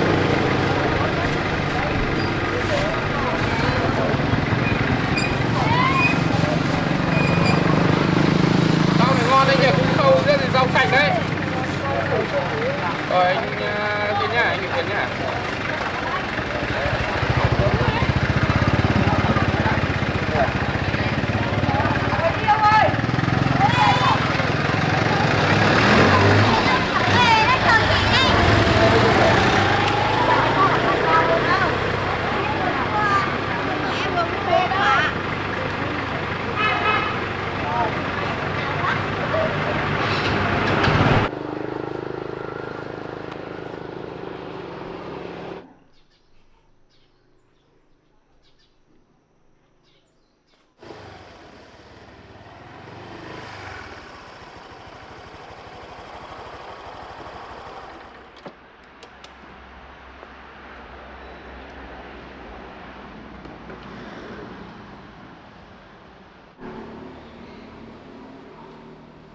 Mẹ à? Sao nay có việc gì mà mẹ gọi con sớm này? Con vừa tới đây ạ. Vâng. Con ơi, mẹ mới đi đưa con này rồi. Thì năm nay cưới được đấy con ạ. Thế hả mẹ? Thì con xem vào con thông báo với Tử Tiêu đi. Thì đưa Tử Tiêu đi thì phải cưới đi nhá. Còn để việc thiếp mời ấy, thì để mẹ khác lo cho. Dạ vâng, con cũng rất vui mẹ. Vâng, bây giờ con sẽ vào con nói chuyện với Tử Tiêu đấy nhé. Thế là mẹ đã đồng ý cho con và Tử Tiêu kết hôn này mẹ? Vâng, bây giờ chắc Tử Tiêu chắc cũng vui lắm đấy ạ mẹ. Bây giờ con sẽ vào nói chuyện với cô ấy nữa nhé. Thế con cứ lo cho Tử Tiêu đi thử váy cưới đi. Không có mấy hôm nữa bụng to ra mà không được váy cưới ấy, thì khổ thân nó lắm luôn ạ. Dạ vâng, chắc là cô ấy cũng vui lắm mẹ. Con cảm ơn mẹ nhiều nhé. Thế mẹ ở nhà nhé, để con đây con báo cho Tử Tiêu biết đã. Thế con đi luôn đi. Vâng. À, mẹ ơi, con còn chụp ảnh nói với mẹ nữa. Thế mẹ có chuyện gì con? Mẹ đồng ý cho con và Tử Tiêu kết hôn, con cũng vui quá nên cũng quên chưa nói với mẹ điều này. Tình hình em Hoàng em cũng nói chuyện với con là công việc của em ở bên nước ngoài cũng vất vả và cũng không ổn lắm đâu. Thế em đã nói gì với con? Mẹ, em Hoàng em cũng nói chuyện với con là công việc của bên đấy của em cũng không được tốt mà thu nhập cũng không được cao lắm mẹ. Chi phí hàng ngày còn không đủ luôn. Và Hoàng cũng đang có dự định là về Việt Nam để làm việc. Em Hoàng em cũng lo lắng cho mẹ nên em vẫn chưa nói chuyện này với mẹ đâu. Chuyện như thế mà còn giấu mẹ nữa. Chắc là Hoàng cũng đang lo lắng cho sức khỏe của mẹ nên em ấy mới không nói chuyện này. Thôi con ạ, bây giờ cứ tập trung vào lo cho đám cưới của con với Tử Tiêu đi đã. Cứ tạm thời để cho em Hoàng làm ở đấy đã. Thì xong đám cưới của con thì lại tính tiếp con ạ. Thì đợt này con cũng đang bận lo vào công việc tổ chức đám cưới của con ấy. Thì công việc ở trên công ty thì con cứ bàn giao để cho em Hoàng nó lo công việc ở trên công ty cho con. Vâng, Hoàng thì cũng mới về công ty làm được một thời gian thôi mẹ. Cái con cũng đã sắp xếp cho Hoàng làm một số công việc rồi. Và con cũng chẳng vẫn phải đi công ty nữa. Không để cho Hoàng còn đi công ty được. Thôi bây giờ cứ lo vào công việc của con với Tử Tiêu đi con ạ. Còn công việc của em Hoàng ấy thì cứ để cho em quản lý ở trên công ty. Vâng, thì con cảm ơn mẹ nhé. Vì mẹ đã đồng ý cho con và Tử Tiêu kết hôn với nhau. Con không phải cảm ơn mẹ đâu. Miễn làm sao mà con trai mẹ được hạnh phúc là mẹ vui rồi. Dạ vâng, thì bây giờ con lên báo tin này cho Tử Tiêu biết rồi nhé. Con đi con đi. Dạ vâng.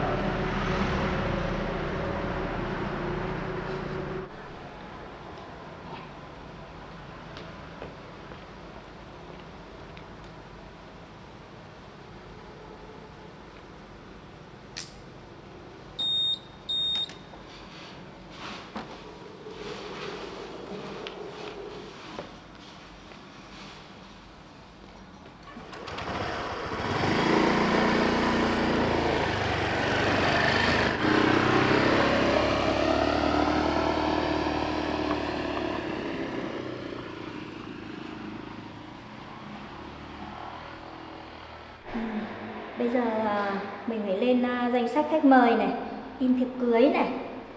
Với lại mình phải tìm một nhà hàng nào thật là sang trọng. Ừ. Cũng có nhiều việc để lo đấy nhỉ.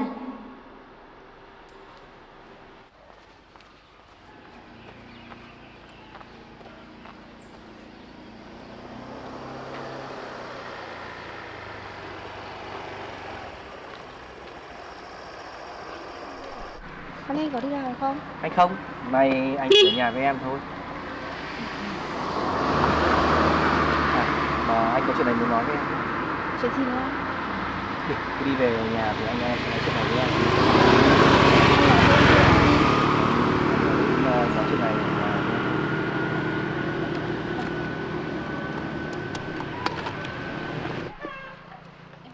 Rau về anh ạ. em đi thu hoạch rau ở đâu đúng không? Không, em thu hoạch rau ở vườn mà. Vườn nhà. Vâng, em bán xi nhung với rau cải nữa. Thôi đi.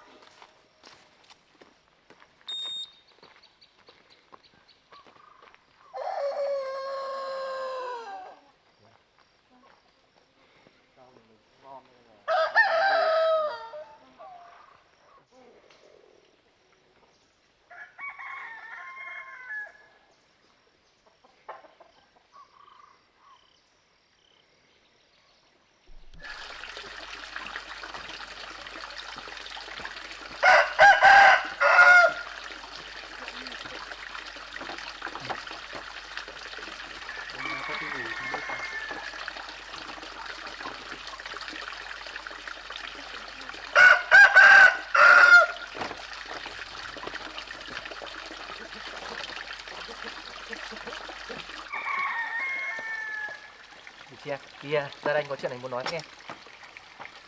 Có chuyện gì mà em cứ thấy anh cười mãi đấy. Anh ngồi xuống đây. Anh có chuyện gì vui à? Hôm nay anh về và mẹ có nói chuyện với anh. Mẹ đồng ý cho chúng mình kết hôn rồi em ạ. Thế à anh? Anh vui quá em ạ. Mà bây giờ em đi thay áo đi, xong là anh chở em đi thử luôn váy cưới luôn. Thử luôn váy cưới bây giờ ạ? Nhưng mà Thôi em không nhưng gì cả. Em đi luôn đi. Khó nhọc lắm thì mẹ mới đồng ý cho chúng mình kết hôn mà.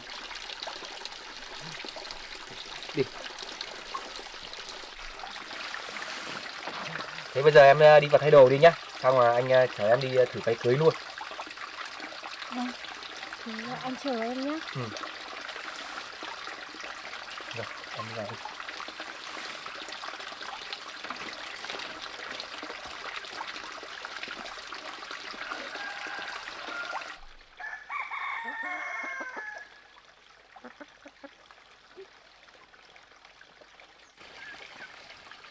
Anh ơi, như này được không? Được, em đi xong là anh chở đi trang điểm luôn. Trang điểm là như nào ạ? Trang điểm là cứ đi rồi anh sẽ cho em biết. Đi.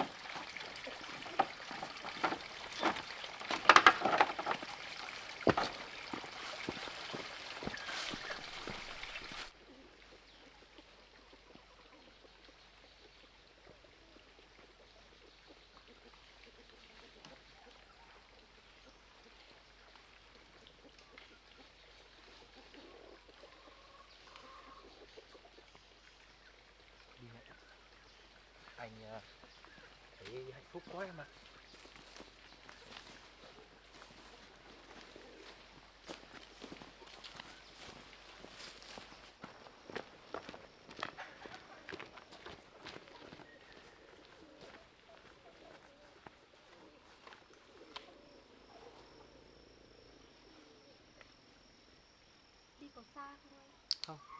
xa lắm đâu em ạ, gần đây thôi.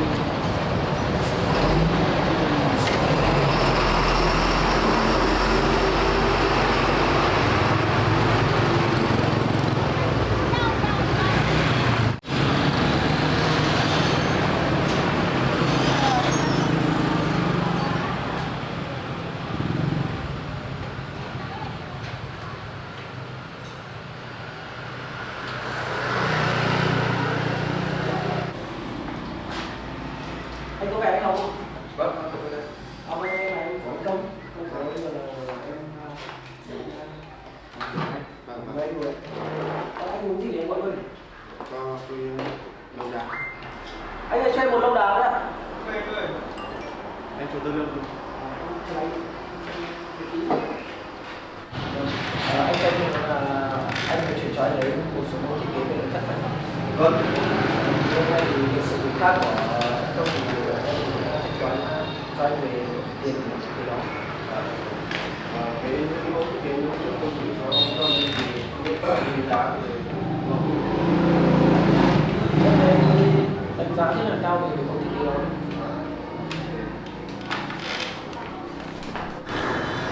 Làm việc với công cũng lâu lâu rồi, hay được gặp em trai của công.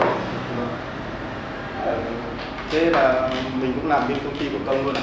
Cảm ơn thì em với công là làm một việc. Em thì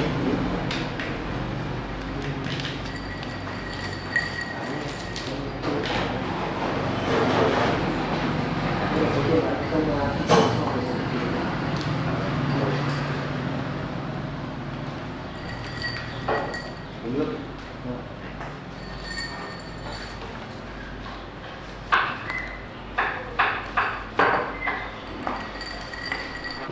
thì những cái mẫu thiết kế anh cho cái công ty tôi thì đấy là từ tay của em.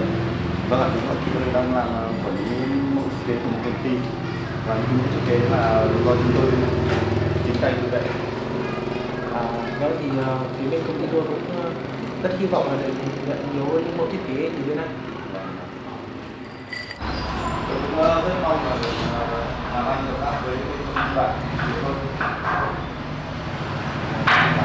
Tôi đang làm giúp việc quản lý công ty. Đó thì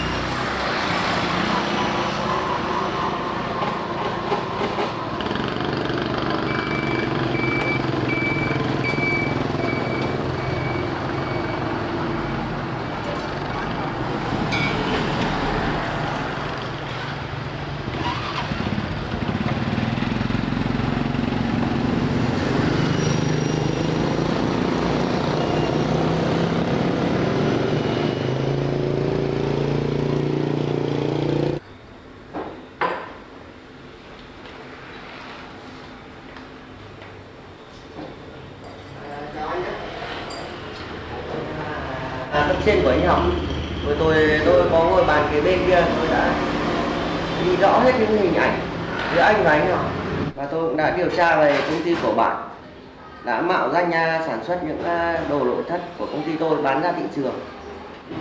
Bây giờ tôi có một sản phẩm nó nhỏ, nếu anh đứng ra làm chứng là anh học đã bán những mẫu thiết kế đó cho bên công ty anh, thì bên tôi sẽ không chi tiêu nữa. Đây là việc làm ăn của bên công ty tôi không thể tiết lộ. Anh cứ từ từ đã. Với những cái hình ảnh này ấy, thì tôi tin rằng công an vào cuộc thì bên công ty anh sẽ không thể làm việc nữa.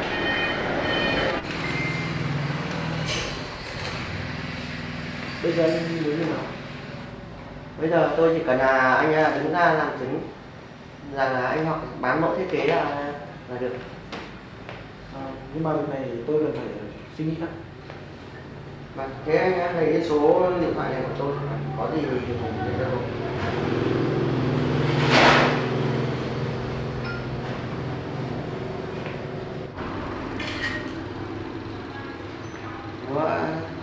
Tôi sẽ cho anh thời gian suy nghĩ. Nếu mà anh không có câu trả lời tôi sẽ báo cảnh sát. Có gì tôi sẽ liên hệ lại cho anh sau.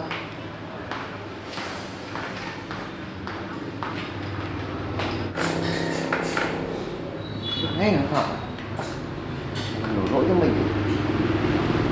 Mong là anh ta sẽ có câu trả lời sớm để kết thúc chuyện này.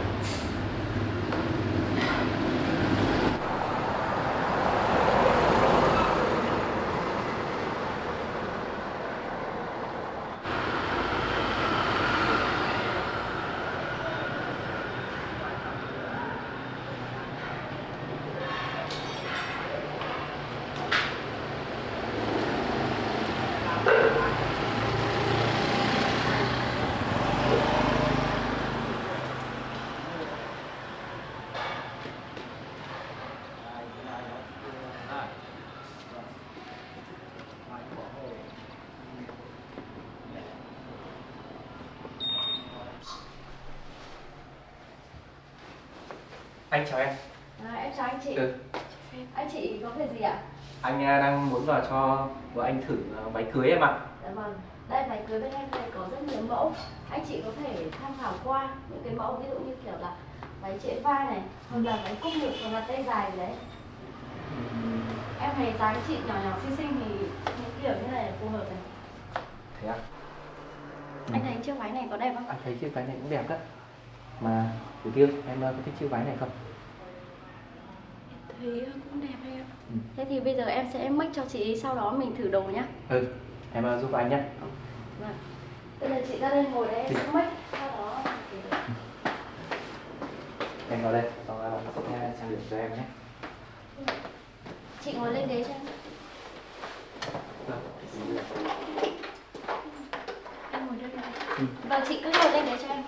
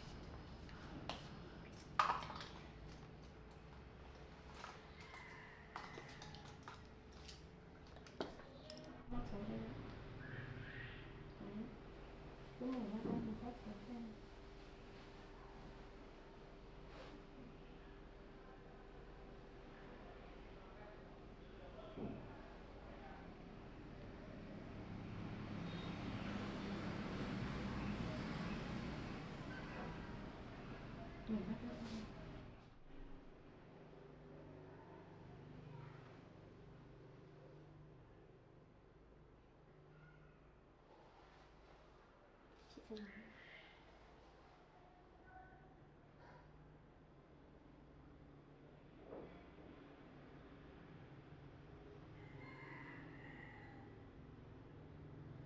Chắc là chị ấy chưa gắn ví bao giờ nên là... Chị chưa gắn bao giờ nên hơi cảm thấy hơi khó chịu ấy. Khó chịu quá không em? Em cũng thấy hơi vướng ấy ạ. Sau gắn được một lúc chị sẽ cảm thấy nó quen hơn rồi. Đặt xuống đây.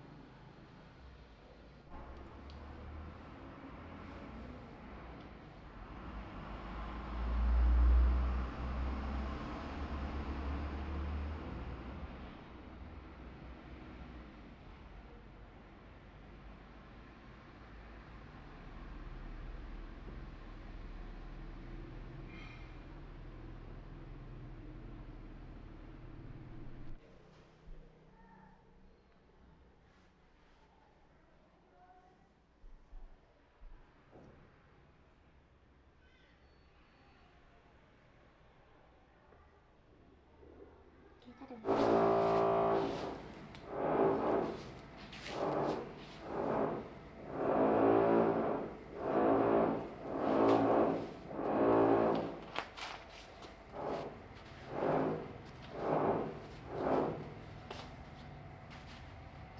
Tóc của chị dài này em sẽ thả cho chị nhé. Em để tất cả tạo sửa cho chị. Em dập qua xong rồi em sẽ thả cho chị. Chị cứ ngồi thẳng lên.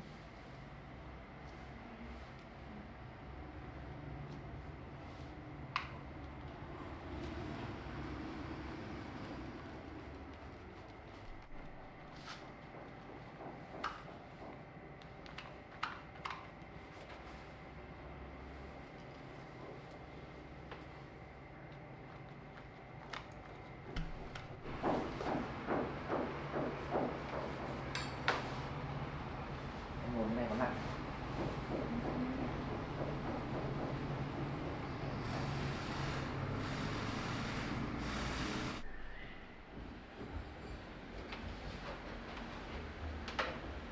Em sẽ uốn đuôi để tạo kiểu cho chị nhé. Cứ làm thế nào cho vợ anh đẹp mà được. Xin nước ngày hôm nay luôn.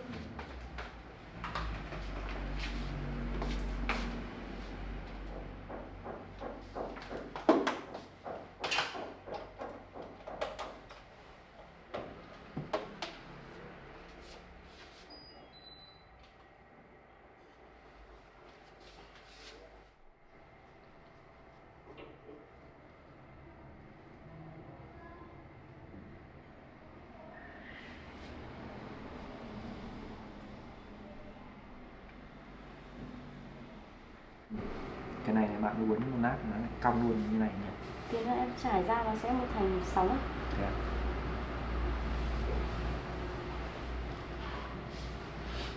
Thường những kiểu tóc như này là những kiểu tóc ứng dụng chuyên cho các cô dâu.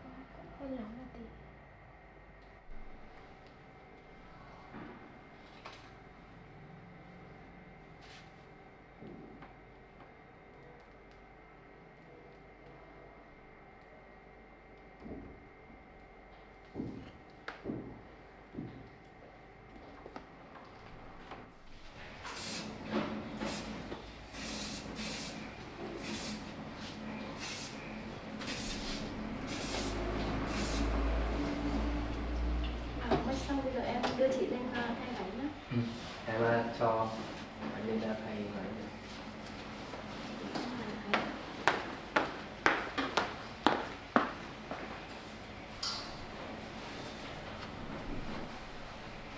Cho em xích. Không sao. Thử trên này. Vâng, chị đi lên phòng của em nhé. Rồi, anh lên nữa nhé.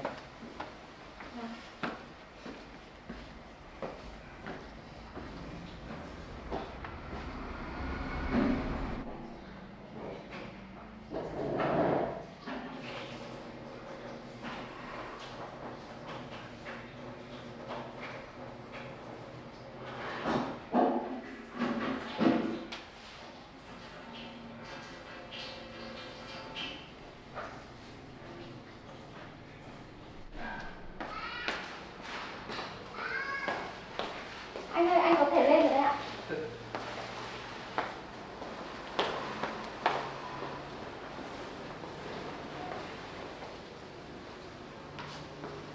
Rồi anh xong rồi đấy. Dạ, đây xem nào. Ui, em thật là đẹp. Nhưng em thấy ngại lắm anh ạ. Không sao đâu em ạ. Em thật là đẹp trong khi mặc cái bộ váy cô dâu như này. Anh sẽ lấy bộ váy cô dâu này cho em nhé. Nhưng em thấy không quen. Không sao đâu.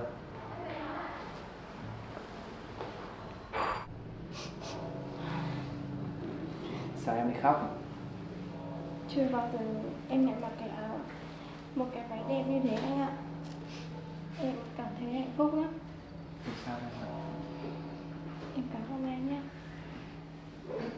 Mà 20 con em nhé sẽ luôn ở bên cạnh anh nhé. Đây, em ngồi thử xuống đây nhé.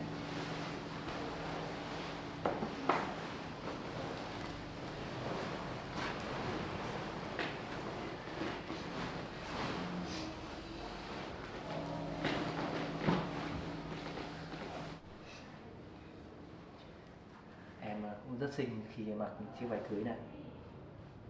Thế em mặc bộ này nhé. Được rồi, để anh sẽ mua cho em bộ váy cưới này nhé. Bây giờ anh sẽ chụp cho chúng mình một số cái ảnh nhé. Vâng.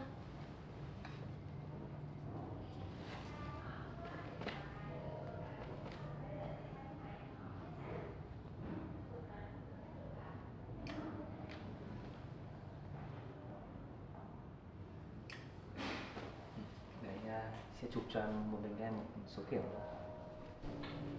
Chụp cho em.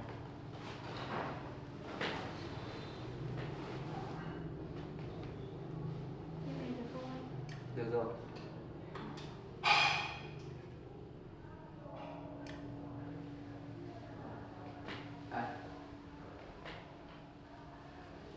Em cầm chiếc ô này xem. Chiếc ô đẹp quá nhỉ.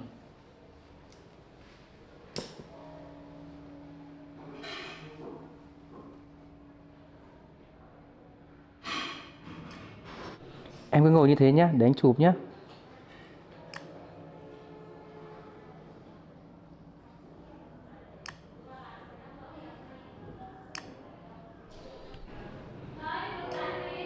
Anh vào đây chụp của em. Ừ. Có đẹp không anh? Ảnh rất đẹp em ạ. Đấy.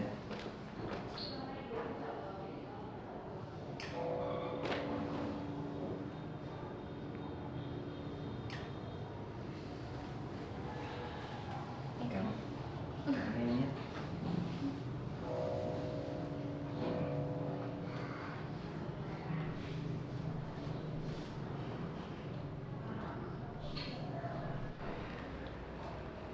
Chúng mình sẽ là một gia đình nhỏ em ạ.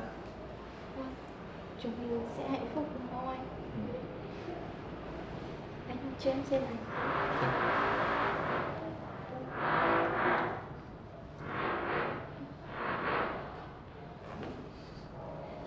Đây, cái kiểu nó như này em cũng rất đẹp luôn nhỉ. Vâng, cái ô này cũng đẹp anh ạ.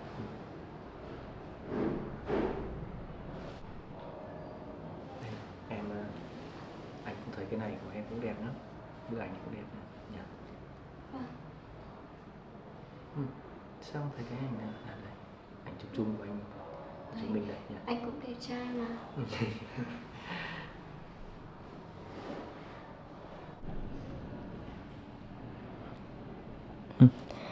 Chú rể cười tươi quá.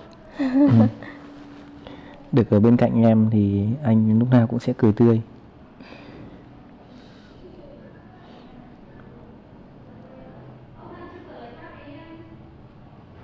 Em cũng xinh mà nhỉ? Cái bức ảnh này cũng đẹp đấy nhá. Đây, ảnh này. Em thấy bức ảnh nào mà có anh đều đẹp cả. Có anh ở trong ảnh thì lúc nào cũng đẹp. Đấy. Vâng. Đấy. Cái đây lúc này là em đang cười cũng đẹp nhỉ? Chiếc váy này đẹp anh ạ. Thế thì chúng ta sẽ anh sẽ mua cho em một chiếc váy này nhé.